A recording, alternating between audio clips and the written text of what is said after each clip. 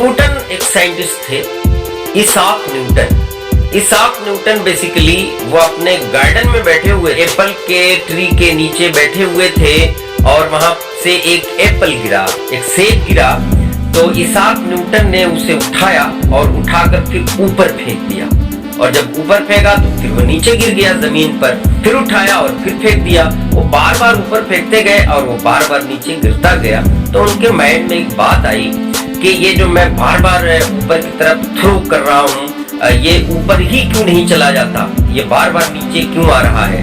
तो इस तरह से धीरे धीरे करते करते उन्होंने ग्रेविटेशन की खोज की, ग्रेविटेशन पे वर्क किया, ग्रेविटेशन की डिस्कवरी की। और सिर्फ ग्रेविटेशन की ही डिस्कवरी नहीं, उन्होंने एक्चुअल फोर्स पे वर्क किया और ये बताया कि दुनिया में जितने भी ऑब्जेक्ट्स हैं, दुनिया में नहीं बल्कि पूरे यूनिवर्स में जितने भी ऑब्जेक्ट्स हैं वो एक दूसरे को अट्रैक्ट करते हैं। एक दूसरे को अट्रैक्ट करने के साथ साथ वो मोशन में रहते। जब अट्रैक्ट करेंगे तो जाहिर है कि वो फिर मोशन में रहेंगे।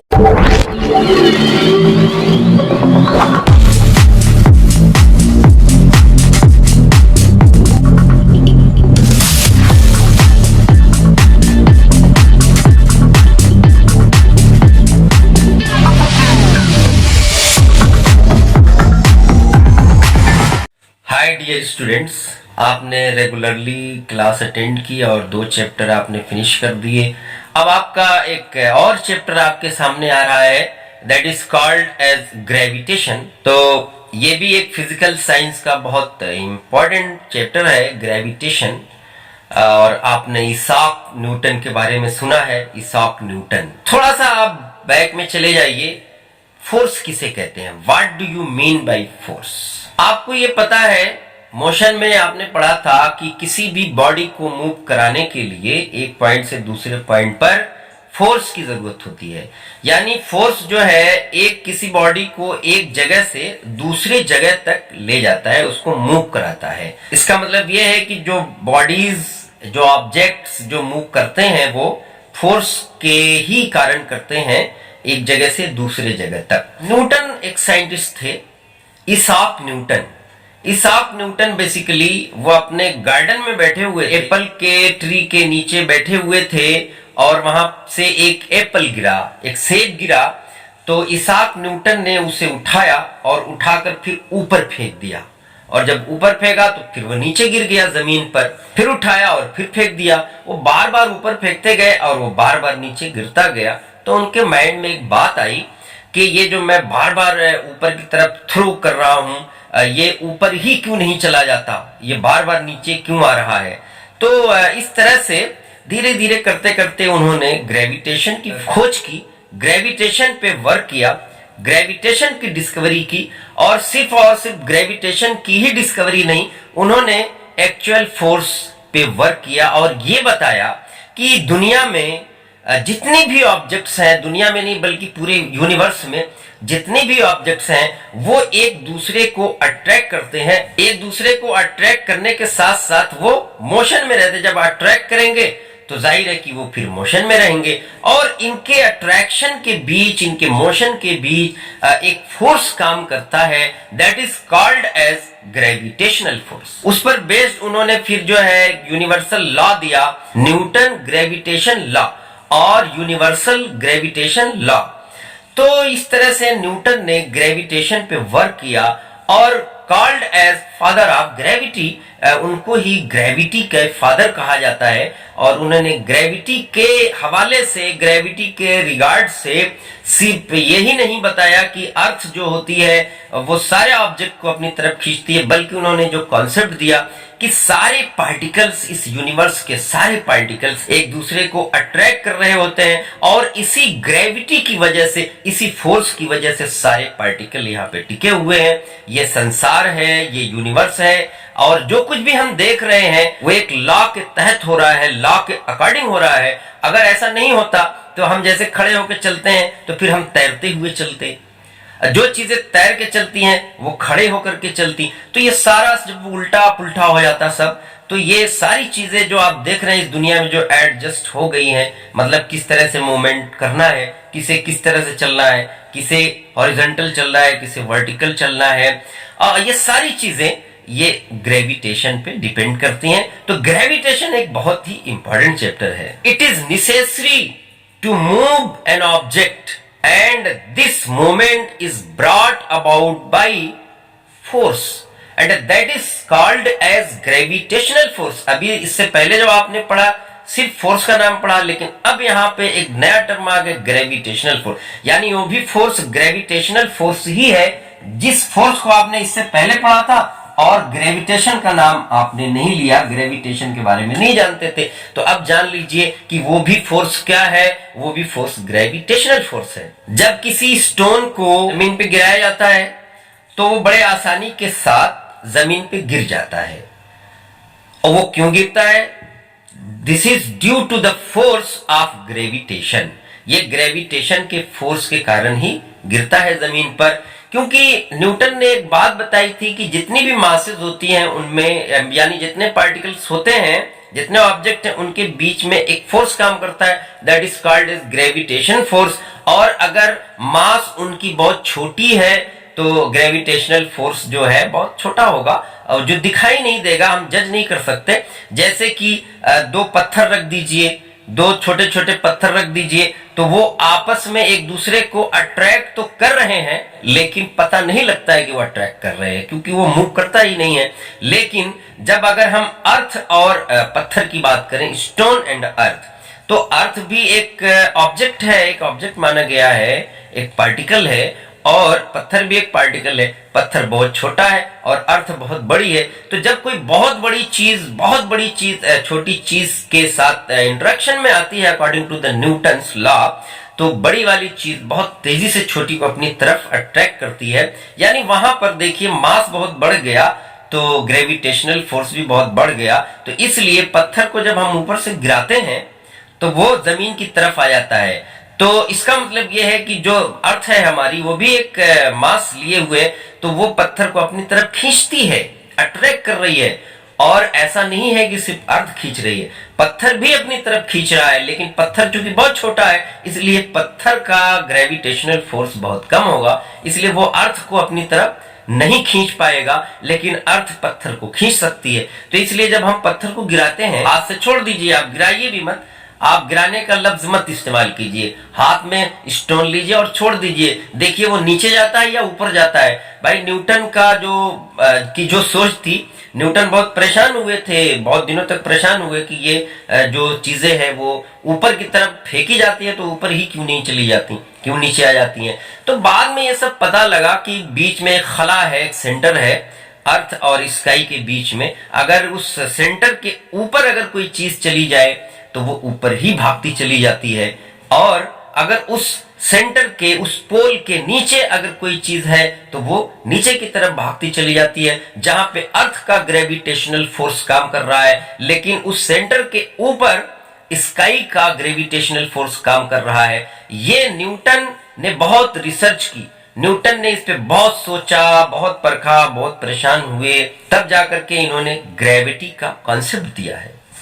Gravitation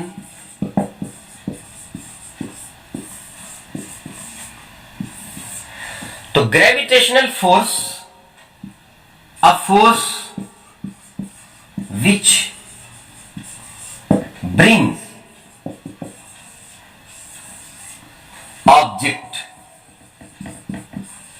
to move by attraction, bye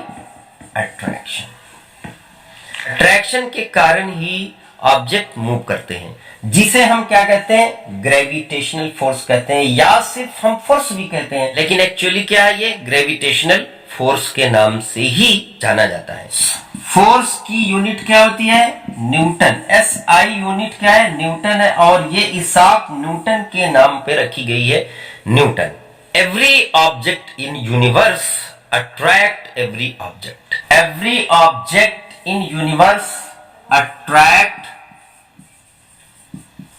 every other object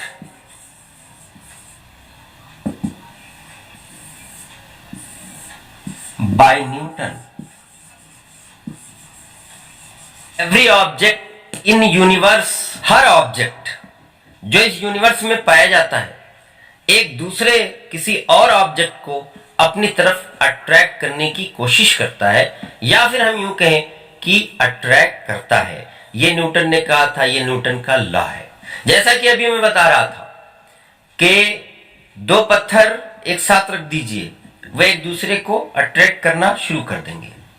यह अलग बात है कि आप उन्हें देख पाएं या नहीं देख पाएं कि वो एक दूसरे को अट्रैक्ट कर रहे हैं या नहीं कर रहे हैं। अब आप देख भी सकते हैं और नहीं भी देख सकते।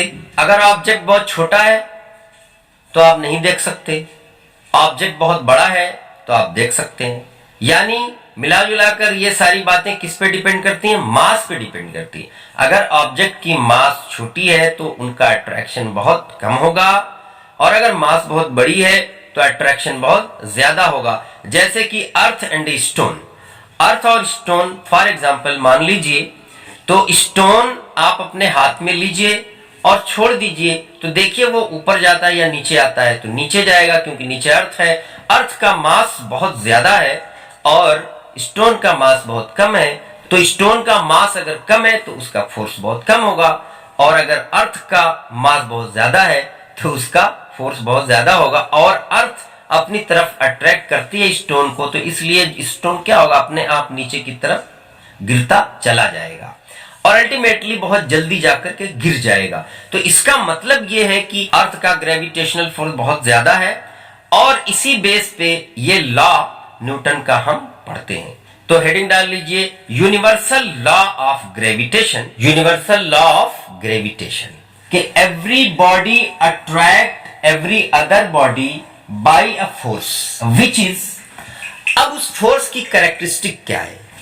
जिस फोर्स से सारी जो बॉडीज होती हैं एक दूसरे को अट्रैक्ट करती हैं, उस फोर्स की क्या कैरेक्टरिस्टिक्स हैं? तो देखिए, विच इज नंबर वन, वो force which is directly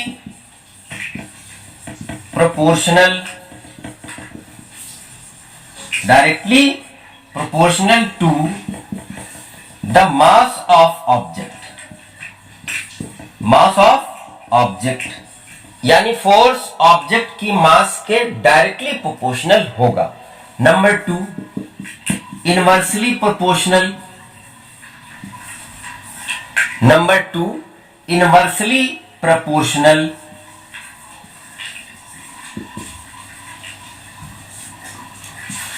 to square of distance between two body।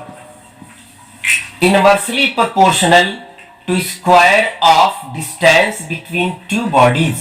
अब ये दोनों पॉइंट देखिए और फिर यहां देखिए, F इज इक्वल टू, यानी F जो फोर्स है gravitational force, is directly proportional to mass के होगा और इनवर्सली प्रोपोर्शनल टू डिस्टेंस के होगा। तो इस तरह से एक इक्वेशन आपका बन गया यहां पे। This is called as gravitation law of Newton, यानी universal gravitational law. Universal gravitation law ये है आपका universal gravitation law. F is directly proportional to m and inversely proportional to square of distance between two objects or two bodies। अब एक term है universal. Universal gravitation law क्यों कहा गया? Universal क्यों कहा गया? सिर्फ ग्रेविटेशन कहा जाता। यूनिवर्सल इसलिए कहा गया, ये सवाल पूछता है कभी कभार, यूनिवर्सल इसलिए कहा गया क्योंकि ये जो लॉ है ये अर्थ प्लैनेट से लेकर बहुत सारे प्लेनेट पर काम करता है और हर तरह की बॉडी पे काम करता है, हर तरह के ऑब्जेक्ट पे काम करता है, इसलिए ये यूनिवर्सल लॉ कहा गया। सपोज दैट कि एक ऑब्जेक्ट है जिसकी मास m1 है और दूसरे वाले ऑब्जेक्ट की मास m2 है और वो r डिस्टेंस पर पुटअप किए गए हों। सपोज दैट कि एक बॉडी है ए और इसकी मास आपने ले ली m1 या स्मॉल कर लो स्मॉल m1, और एक बॉडी है बी और उसकी मास आपने ले ली m2, और इन दोनों को r डिस्टेंस पे रखा गया है। तो इसमें force of gravitation is directly proportional to m1 m2 upon r square, ये हो जाएगा F is directly proportional to m1 into m2 upon r square। उसके बाद फिर F is equal to एक कांस्टेंट यहां पे आ गया m1 m2 upon r square, ये आएगा। अब ये जो G है आपका, यहां पे G है universal gravitation constant, universal gravitation constant. Value of G क्या है? वैल्यू जी की universal gravitation constant. Universal gravitation constant की वैल्यू क्या है बच्चों? 6.67 into 10 to the power -11 newton metre square upon kilogram square. Unit of G कैसे निकाल देंगे? देखिए ये formula F is equal to G m1 m2 upon R square. तो G इज इक्वल टू आपका हो जाएगा F into R square upon m1 into m2। तो G इज इक्वल टू हो जाएगा आपका F यानी फोर्स। फोर्स की यूनिट क्या है? न्यूटन, मल्टीप्लाइड बाई R की SI यूनिट क्या है? मीटर, तो मीटर स्क्वायर हो जाएगा upon kilogram multiplied by kilogram, क्योंकि मास की यूनिट क्या होती है? SI किलोग्राम होती है।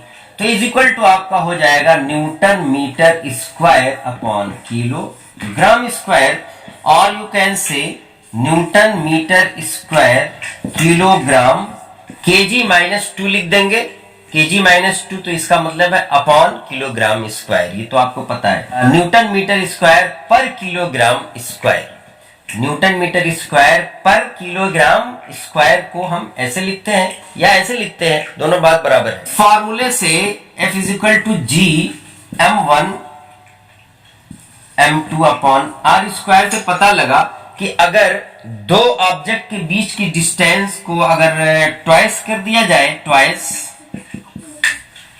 सपोज दैट ये डिस्टेंस ट्वाइस हो जाए, यानी r इज इक्वल टू 2 रख दिया जाए, तो क्या होगा? F की वैल्यू क्या होगी वहां पे? तो इस इक्वेशन से आप पुटअप करके निकाल सकते हैं। F इज इक्वल टू हो जाएगा 1 upon R square is equal to 1 upon 2 square is equal to 1 upon 4, यानी 1/4 हो जाएगी। अगर इसी तरह से हाफ कर दिया जाए r की वैल्यू को, यानी यहाँ पे हम 1/2 अगर पुटअप करें, हाफ पुटअप करें, तो क्या हो जाएगी? ये ऊपर चला जाएगा तो 4 टाइम्स हो जाएगी।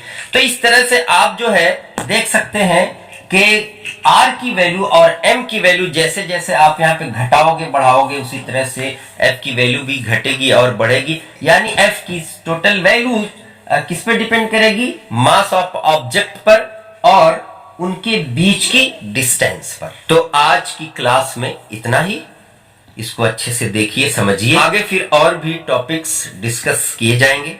तब तक के लिए अख्तर सर को दीजिए इजाजत। Okay, bye.